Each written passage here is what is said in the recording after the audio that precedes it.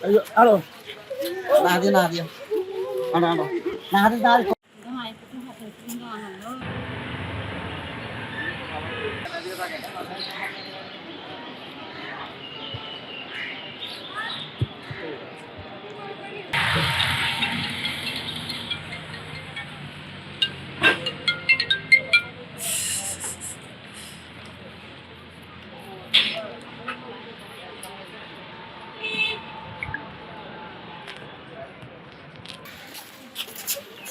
Alo. Nadia. Ano. Nadia kurang Nadia dia telah kurang ada wajah.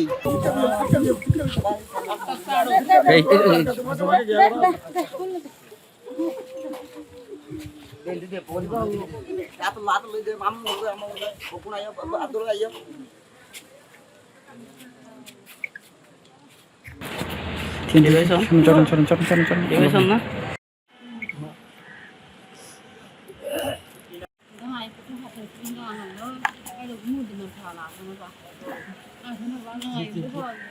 আছে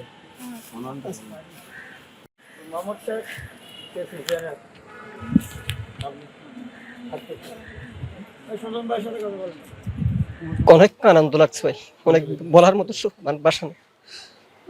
আমি একদিন এক বছরের সমান হয়ে গেছে এখানে কারাগারে। এখন নতুন জীবন, আবার নতুন জীবন ফিরে পেয়েছি মতো হয়েছে। এইখানে যখন ঢুকাইছে আমার, যখন ধরছে ল্যাবের যখন ধরছিল, ল্যাবের বলছি স্যার আমার কিসের মামলা, ওদে আমরা তো বলতে পারবো না, এখন কোর্টে গেলে বুঝতে পারবেন।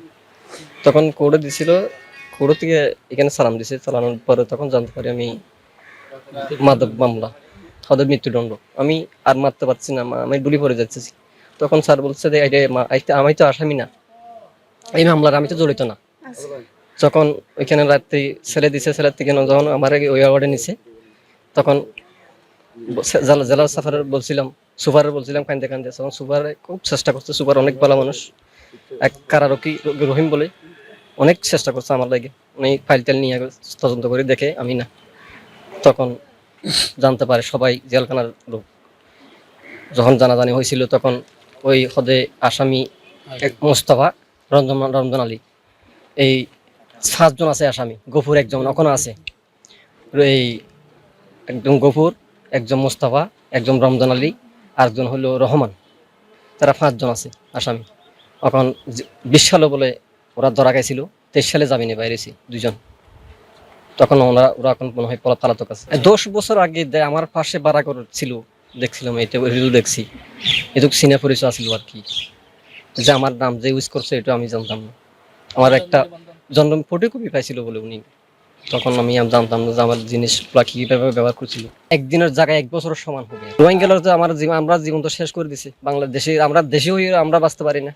কিভাবে ব্যবহার করছিল ওরা যদি তদন্ত শরীর করতো, আমি আজকে আমার এই পরিণামটা হইতো না। ভুল আছে, ভুল যদি না থাকতো, আমি যদি এলাকাতে আছে, আমার ভাই আছে, বোন আছে, সবাই আমার কক্সবাজারের বর্ডার, আমার জন্মবন্ধন এখানে, তদন্ত যদি করতো আমার বোনও পারতো, যদি আমার বলতে পারতো আমি যে আমার আসামি কিসের জন্য আসামি হয়েছিল। সঠিক তদন্ত হোক, দেশের মানে যারা প্রশাসন আছে তদন্ত হোক, আর যে না এরকম আর কার না হয়। আমার অনেক ভালো লাগতেছে ভাই, আমি অনেক খুশি যে আপনারা যে আমার স্বামীর জন্য এতটুকু করছেন, এটা আমার অনেক ভালো লাগছে। আমার বাচ্চাদের নিয়ে অনেক আমার আনন্দ লাগছে। যে আমার মামা একটা নিরপরাধ, উনি জীবনে একটা সিকিউরিটি খাই নাই, বুঝলেন নাই, উনি কখনো কারোর সাথে ঝগড়া করে নাই। সেই জায়গায় উনি একটা মাদক মামলা নিয়ে মৃত্যুর আসামি ফাঁসি নিয়ে মৃত্যুর একটা মামলা দিয়ে যে 1.5 মাস জেল খাটছে, সেটা বড় কথা। উনি যে জেলে ছিল, ওনার 4টা-5টা সন্তান, ওরা খাইছে কি রকম চলছে সেই সরকার তো জানে না। উনি একজন কি করে ইনকাম করে, আর কেউ ইনকাম করার মতো পরিবারের ওর নেই। সেই জন্য বলতেছি যে এই বাংলাদেশে যারা রোহিঙ্গা আনছে, যে বাংলাদেশ সরকারে 11 লক্ষ এখন অনেক বাড়ছে, যে রোহিঙ্গাদের যারা ক্যাম্প বানিয়েছে, ক্যাম্পে তো ওরা নিরাপত্তা, ওরা ক্যাম্প থেকে বাংলাদেশে আইসা কর্ম করে খায়, সেটা হলো আমাদের বাংলাদেশের দোষী। কারণ ওদেরকে আমরা যখন শাস্তি দিই, তো ওরা আইসে কাজ করবে, সেটা ঠিক আছে। এই যে নিরপরাধী, এই যে শুধু আমার মামা না, অনেক এরকম বাংলাদেশে ওরা কি করতেছে, নির্যাতনে হয়রানিতে ওরা লুচ্ছন করতেছে।